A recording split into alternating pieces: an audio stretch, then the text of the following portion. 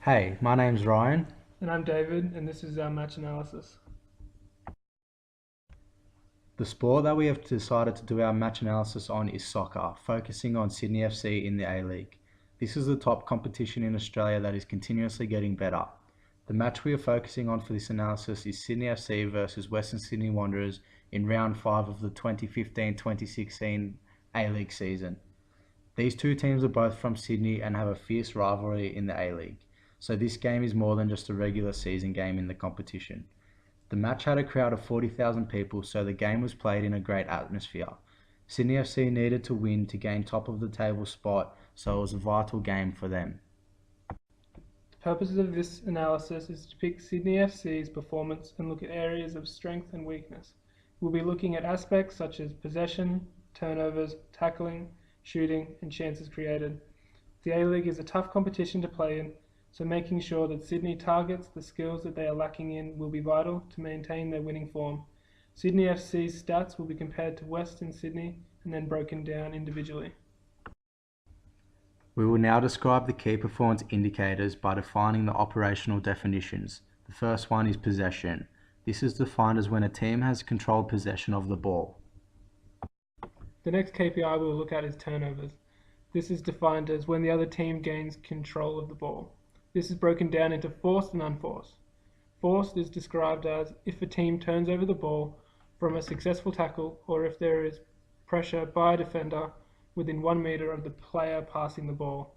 Unforced is described as if a team turns over the ball without pressure when ball is lost in possession, either from an offside, missed shot, unpressured, misplaced pass. The next operational definition is for tackling. This is when there is an obvious attempt to win the ball. For an example, when the defender player lunges for the ball. So this is divided into successful and failure. Successful is if an attempted tackle results in gaining possession or stops the opposite team when making forward progression. Failure is if an attempted tackle does not result in gaining possession or stop the opposite team when making forward progression, or a foul is given away. The fourth KPI we will look at is chances created. This is defined as a move that ends in a shot at goal and is broken down into open play and set pieces. Open play is a move resulting in a shot from open play, and set pieces is a move resulting in a shot from a set piece, including corners and free kicks. The last operational definition is for shots on target. This is defined as a shot taken that was either saved by the goalkeeper or ended up in the goal. This is broken down into success and failure. Success saved is a shot that is on target but saved by the goalkeeper, and success that results in a goal is a shot on target that ends up as a goal. Failure is broken into blocked and missed. So failure blocked is a shot that is blocked by a player and does not reach the goal, and a failure missed is a shot that does not hit the target and goes out of play. We will now break down the stats we obtained from coding the game. The first KPI we'll be portraying is possession. As you can see from the graph, possession favoured Western Sydney Wanderers with 53.5%, while Sydney FC had 46.5%. There is only a difference of 7% in possession, so it's not very significant to how the game played out. Neither team dominated or controlled the game with possession, so Sydney FC doesn't need to focus on this in future trainings. The next KPI that will be broken down are turnovers. In terms of raw data, Sydney FC had 43 forced turnovers and 46 unforced, which in total is 89 turnovers. Wanderers had 31 forced turnovers and 57 unforced, which in total is 88. Both teams had a large amount of turnovers. However, comparing the two teams, Western Sydney had many more unforced turnovers than Sydney, though they had less forced turnovers. This showed that Sydney did not lose ball possession as easy as Western Sydney. However, Western Sydney pressured Sydney on the ball better. Of these unforced turnovers, the majority came from unnecessary long balls which overshot the intended receiver coming out of defence. This first example is the Sydney FC giving away an unforced turnover from a poor pass, which resulted in a fouled tackle, giving the Wanderers a free kick.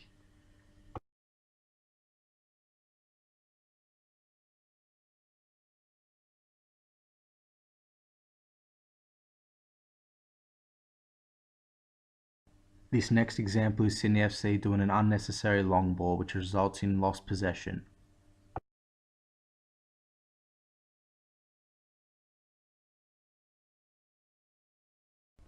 The third KPI we'll be looking at is tackles.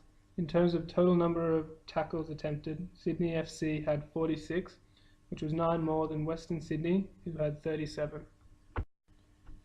Of the 46 total tackles attempted by Sydney FC, 47% of these were missed opportunities, with 53% being successful. On the other hand, Western Sydney missed 46.7% of tackles of their 37 attempted, and 43.3 were successful. This shows that Sydney FC were more successful defensively than Western Sydney. Chances created for both teams were very similar. Both Sydney FC and Western Sydney created 8 chances. Similarly, both teams seemed to generate more chances from open play possession than they did from set pieces. Sydney generated 6 open play chances and 2 set piece chances, while the Wanderers created 7 open play chances and only 1 set piece. Sydney scored the only goal of the game from open play. This would suggest that Sydney are not making the most of corners and free kicks when required. This is something that can be looked at during trainings as an area to focus on in regards to creating more chances from set pieces. We will now show you the goal that Sydney scored.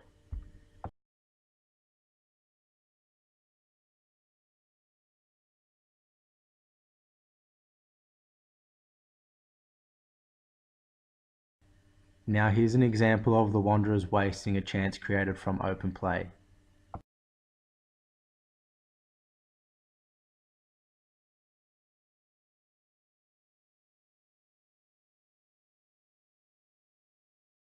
As you can see from this graph, Sydney created 75% of their chances through open play and only 25% through set pieces.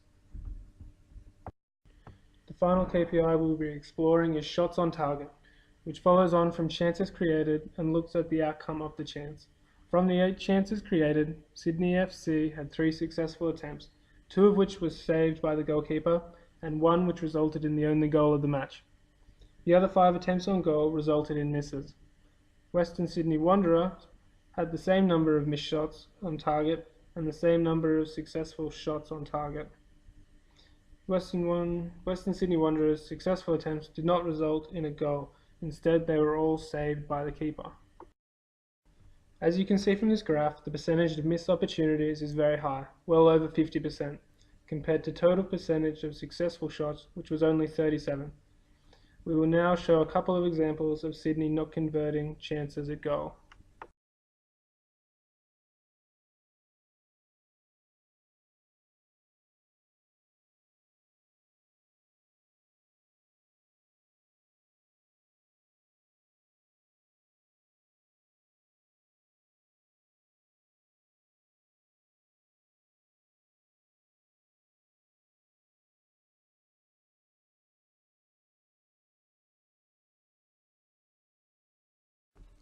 We will now portray the strengths and weaknesses of Sydney FC's performance.